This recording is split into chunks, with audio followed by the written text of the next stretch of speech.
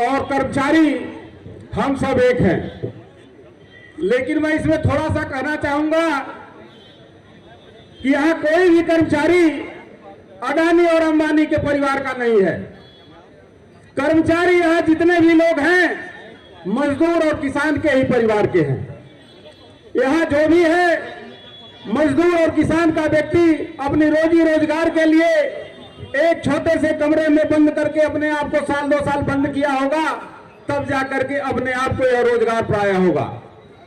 लेकिन आज की ये व्यवस्था जो बार बार हमारे दरवाजे पर निजीकरण के रूप में आ जाती है, हम लोगों ने बार बार भगाया है, निश्चित रूप से इस बार भी सफल होंगे। साथियों,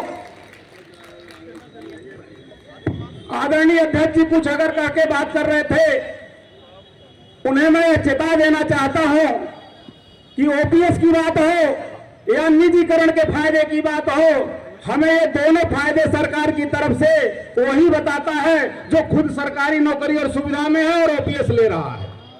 सुविधा हमें वही बताता है। साथियों, यह सभी गलती जो घाटे की ये बात करते हैं, इसलिए मैं घाटे पर नहीं जाऊंगा।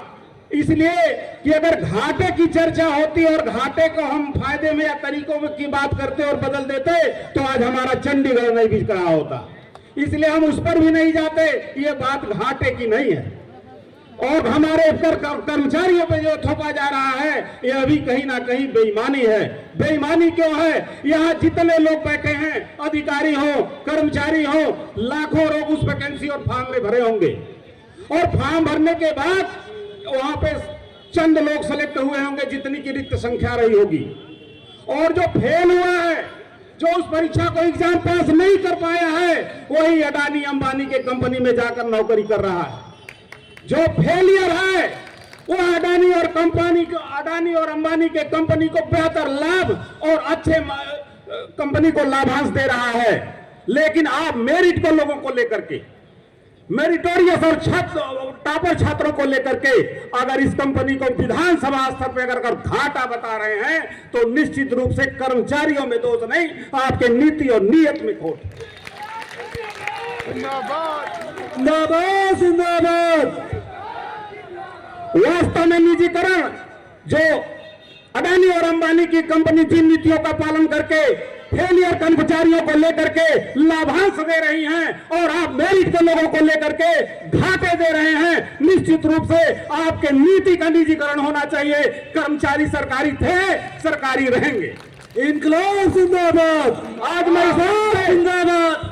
आज मैं इस मंच से जितने भी संजू संघर्ष समिति के प्रस्ताव आए हैं, राज्य विद्युत परिषद प्राविधिक कर्मचारी संघ के तरफ से सभी प्रस्तावों पर मैं अपना समर्थन देता हूं और हमारे सदस्य जो भी आंदोलन का रूपरेखा तैयार होगी, लोकतांत्रिक तरीके से नियमबद्ध रहते हुए उन सभी करो और मरो की नीति तक, जब तक आप इस निजीकरण के प्रस्ताव को वापस नहीं ले लेंगे, हमारे सदस्य संयुक्त संघर्ष समिति के साथ हैं और रहेंगे।